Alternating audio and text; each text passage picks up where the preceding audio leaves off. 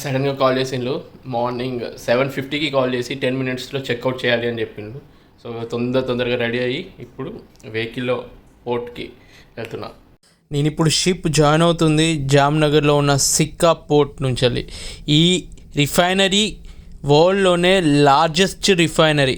అంటే మీరు అర్థం చేసుకోవచ్చు, ప్రపంచం మొత్తంలో ఎక్కువగా క్రూడ్ ఆయిల్ని రిఫైన్ చేసేది మన ఇండియాలోనే ఉంది. అది రిలయన్స్ వాళ్ళది అసలు ప్రాసెస్ ఎలా ఉంటుంది? ఈ Sikka ports and terminals limited అని మీరు ఏదైతే చూస్తున్నారో, ఇక్కడ నుంచి వాళ్ళు మొత్తం షిప్లో నుంచి ఏదైతే క్రూడ్ ఆయిల్ వస్తుందో దాన్ని అంతా కలెక్ట్ చేసుకుంటారు. అది ఎలా కలెక్ట్ చేసుకుంటారు? పైప్ లైన్స్ ఎన్నో ఉంటాయి. సో ఆ పైప్ లైన్స్ సముద్రం మీదుగా ఒక పెద్ద బ్రిడ్జెస్ టైప్లో కొన్ని వేల ఎకరాలలో చూస్తుంటేనే ఒక వరల్డ్ వండర్ లాగా అనిపించింది నాకైతే. అటు సైడ్ ఇప్పుడు నేను వెళ్తుంది షిప్ జాయినింగ్ కోసము. అటు సైడ్ మీరు ఇప్పుడు చూస్తున్నది రిఫైనరీ. చూడొచ్చు, KGF మూవీలో మీరు చూసినట్టు పెద్ద సామ్రాజ్యం ఉన్నట్టు ఇందులో కూడా మన వరల్డ్లోనే లార్జెస్ట్ రిఫైనరీ సామ్రాజ్యం అన్నమాట. వెళ్తూనే ఉన్నాము. ఆల్మోస్ట్ ఒక 10 kilometers కన్నా ఎక్కువనే వెళ్ళాము. అంటే సముద్రం మీద ఒక ఇంత పెద్ద రిఫైనరీకి రిలేటెడ్ ఈ స్ట్రక్చర్ని చూడడం మాత్రం చాలా అంటే చాలా అద్భుతంగా ఉంది. ఇప్పటివరకు నేను ఎన్నో షిప్లలో ఎన్నో పోర్ట్లలో చేశాను, కానీ ఇంత వెల్ కన్స్ట్రక్టెడ్ రిఫైనరీ అయితే ఎక్కడా లేదు. ఒక్క రోజులో 1.24 million barrels ఆయిల్ని, క్రూడ్ ఆయిల్ని ఇది ట్రాన్స్ఫర్ చేయగలదు రిఫైనరీకి. అంత పెద్ద ఇన్ఫ్రాస్ట్రక్చర్ ఇది రిఫైనరీ కాంప్లెక్స్. ఆల్మోస్ట్ 7,500 acres స్పేస్లో ఇదంతా కన్స్ట్రక్షన్ చేశారు. ఇక్కడ మీరు చూడొచ్చు పావురాలు. అక్కడంతా సముద్రం వాటర్ ఎన్నున్నా కానీ అవి తాగడానికి పనికిరావు, ఉప్పు నీరు కాబట్టి. దానికోసం ఫ్రెష్ వాటర్ కొన్ని పెట్టి మంచి పని చేసిండ్రు. అసలు ఏ దేశమైనా అభివృద్ధి చెందాలి అంటే పోర్ట్స్ చాలా డెవలప్ అవ్వాలి. ఏదైతే ఇంపోర్ట్స్, ఎక్స్పోర్ట్స్, ఎగుమతులు దిగుమతులతోటే మొత్తం మన ఎకానమీ ఆల్మోస్ట్ ఆధారపడి ఉంటుంది. సో గుజరాత్లో ఇదైతే చాలా మేజర్ ప్లస్ పాయింట్ ఆ స్టేట్ వాళ్ళకి. అట్లనే మన ఆంధ్రప్రదేశ్కి అంత పెద్ద కోస్టల్ లైన్ ఉంది, అక్కడ కూడా ఇంకా పోర్ట్స్ ఎక్కువ డెవలప్ చేసి ఆ యాక్టివిటీ కనుక మొత్తం సక్సెస్ అయితే చాలా డెవలప్ అవ్వచ్చు. ఆ రిసోర్సెస్ని కరెక్ట్ యూజ్ చేసుకునే సత్తా అక్కడ ఉన్న పొలిటీషియన్స్కి కానీ ఉంటే మన స్ట్రేట్ ఏదో ఒక లెవెల్కి అయితే తప్పకుండా వెళ్తుంది. సో అవన్నీ ఎందుకు కానీ మనం జస్ట్ ఇప్పుడు ఈ రిఫైనరీ గురించి మాట్లాడుకుందాము.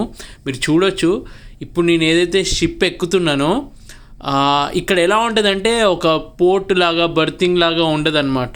మనమే సముద్రం లోపలికి వెళ్ళి ఒక 5 kilometers 10 kilometers వరకు వెళ్ళి అక్కడ షిప్ ఆగి ఉంటుంది, అక్కడ నుంచే లెక్కాలి.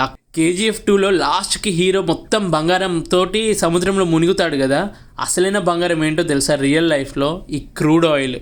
ఈ సముద్ర మట్టం నుంచి వెళ్ళి వాళ్ళు మొత్తం ఎక్స్ట్రాక్ట్ చేసి రిఫైనరీకి పంపి చాలా లాభాలు పొందొచ్చు, దేశం డెవలప్ అవుద్ది. రిఫైనరీలో మనకి ఇక రకరకాల ఆయిల్స్ అన్నీ రిఫైన్ అయ్యి మనకు సప్లై అవుతాయి. ఎన్ని పౌడర్లు ఉన్నాయి ఇవి నా తల మీద రెడ్ అయ్యకుండా ఉంటాయి వాళ్ళు. ఈ షిప్ ఎక్కుతుంటే ఎక్కడో అనవసరంగా కమిట్ అయ్యాను. ముందు వద్దని చెప్పాను, షిప్ ఇంత తొందరగా జాయిన్ అవ్వను అని చెప్పి. వాళ్ళు ఫోర్స్ చేసి జాయిన్ అవ్వాల్సిందే అని అంటే సరే ఇంత ఫోర్స్ చేస్తున్నారు కదా అని ఒప్పుకున్నా. కానీ జస్ట్ 2 months పాపతో స్పెండ్ చేశాను. తను మంచిగా నాకు అలవాటు అవుతున్న టైంకి మళ్ళీ ఇట్లా దూరం వెళ్తుంటే ఎట్లనో ఉంది. పాపకే ఐ షుడ్ సే సారీ చిట్టి తల్లి. అండ్ మీ అమ్మకి థ్యాంక్స్ చెప్పు. ఆమె మీద నమ్మకం, ధైర్యంతో అమ్మ నిన్ను మంచిగా చూసుకుంటుందన్న ధైర్యంతో నేను ఇక్కడికి వచ్చాను తల్లి. తొందరగా సేలింగ్ చేసేసి వచ్చేస్తాను. ఈసారి మాత్రం తప్పకుండా ఎక్కువ రోజులు ఉంటాను. ఇప్పుడు 2 monthsలోనే మనం ఎంతో ఎంజాయ్ చేసాం కదా, ఇంకా 4, 5, 6 months నేను లీవ్ తీసుకొని ఉంటే ఏ రేంజ్లో ఎంజాయ్ చేద్దామో అన్నీ ప్లాన్ చేసుకుంటాను మంచిగా. అది ఎగ్జిక్యూట్ కూడా చేస్తాను, డోంట్ వరీ. వీడికి అసలు ప్రేమ లేదు మీ బిడ్డ మీద, ఇట్లా తొందరగా వెళ్తున్నాడు అని అనుకునే వాళ్ళు అనుకోవచ్చు. అన్నీ ఉండాలి కదా లైఫ్లో. ఇప్పుడు డబ్బులు లేకపోతే మళ్ళీ ఫ్యూచర్లో ఇంట్లో ఖాళీగా తిని కూర్చున్నాడు, వీడేం సంపాదించలేదని అనేది కూడా వాళ్ళే. సో కాకపోతే ఒక 1 month ఎక్స్ట్రా ఉంటే బాగుంది ఇంట్లో. అసలు షిప్ ఎక్కాలంటేనే ఎట్లనో ఉంది ఈసారి అయితే.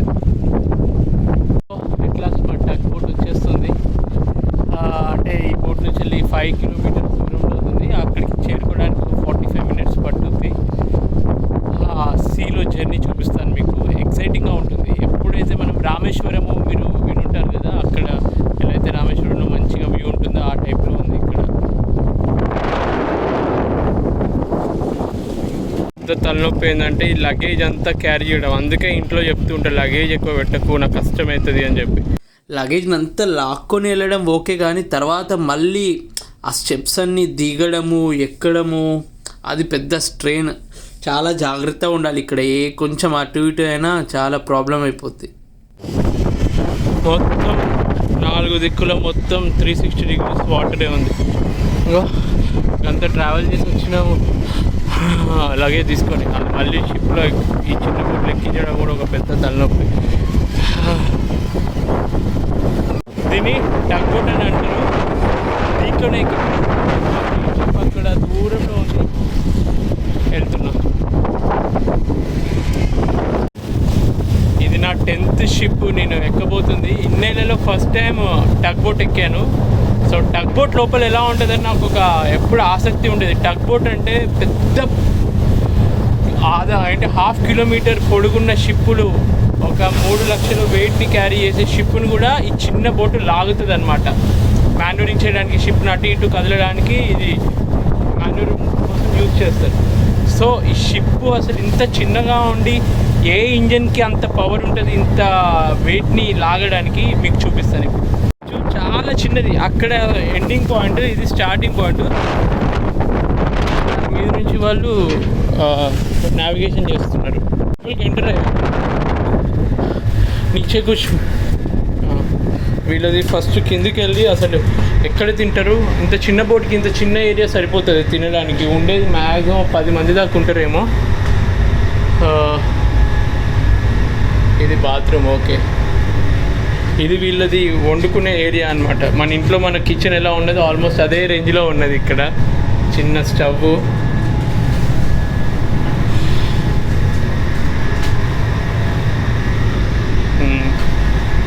బాత్రూము. వీళ్ళు ఒక టీవీ పెట్టుకున్నారు ఇక్కడ. ఇక్కడ మీరు చూస్తున్నారు కదా, ఇది మెయిన్ ఇంజన్. చూడ్డానికి ఇంత చిన్నగా ఉన్న ఇంజన్ ఆ 4 లక్షలు 5 లక్షల టన్నులు వెయిట్ని మోసే షిప్పులని మొత్తం ఎటంటే అటు తిప్పగలదు, లాక్కొని తీసుకెళ్ళగలదు.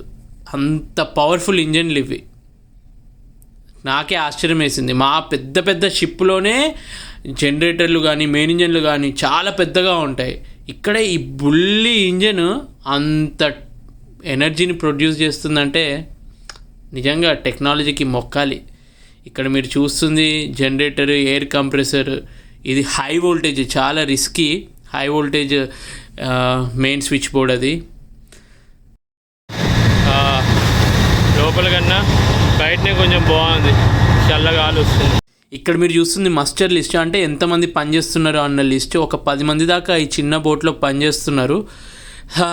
ఎట్ లాస్ట్ దూరంలో కనిపిస్తున్నది నేను ఎక్కబోయే షిప్ అనమాట. సో అక్కడికి రీచ్ అవుతున్నాము. ఇక నెక్స్ట్ 4 months ఇదే షిప్ నా ప్రపంచం. మీరందరు మొత్తం రోడ్ల మీద అటు ఇటు ఎటంటే వెళ్ళడానికి కుదురుద్ది. నాకు అలా ఉండదు, ఇదే షిప్లో ఉండాలి. నేను ఎక్కబోయే షిప్ క్యాప్ లియాన్. ఇక్కడ 4 నెలలు ఇందులోనే నేను గడపాల్సింది. 4 నెలలు 5 నెలలు 6 నెలలు తెలియదు, కానీ ఈసారి మాత్రం ఎంత తొందరగా వీలైతే అంత తొందరగా వస్తుంది. ఎందుకంటే మానుషి నాకు ఇంకా బాగా అలవాటు కావాలి కదా. చిన్న చిన్న కాంటాక్ట్లు చేస్తే మంచిగా నువ్వు నాకు అలవాటు అయిపోతుంది. ప్రతిసారి షిప్ ఎక్కే ముందు దాని వీడియో ఇట్లా తీసుకుంటాను. మళ్ళీ షిప్ దిగేటప్పుడు కూడా ఇట్లనే వీడియో తీస్తాను. ఎక్కేటప్పుడు అంత ఎగ్జైటింగ్గా ఉండదు, దిగేటప్పుడు మాత్రం ఆహా ఇంటికి వెళ్ళిపోతున్నా అని ఒక హ్యాపీనెస్సే వేరే లెవెల్లో ఉంటుంది. అసలు షిప్ ఎలా ఎక్కుతామో చూస్తారా?